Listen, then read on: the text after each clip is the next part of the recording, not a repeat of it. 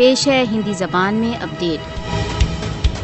آج جبکہ अंतर्राष्ट्रीय प्रजातंत्र दिवस है, कश्मीर भारत के वार्षिक सैन्य अधिकरण में है।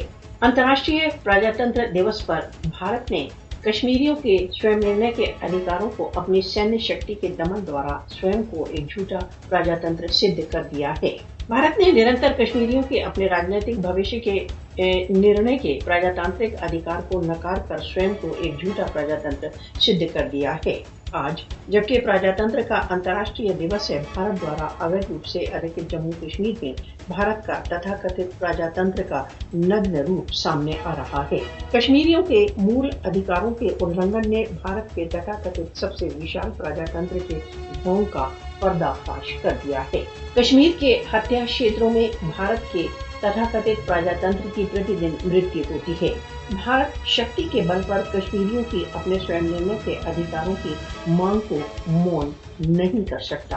राष्ट्र संघ को कश्मीरियों के स्वयं निर्णय के अधिकारों के संबंध में अपने दायित्व को पूरा करना चाहिए। आज प्रजातंत्र के अंतर्राष्ट्रीय दिवस के अवसर पर संसार के न्याय प्रेमी लोगों को दमित कश्मीरियों के अधिकारों के लिए खड़ा होने का समय है। यह मोदी के भारत की एक अतिवादी फासिस्टवादी हिंदू राज्य के रूप की यथार्थता को समझने का दिन है।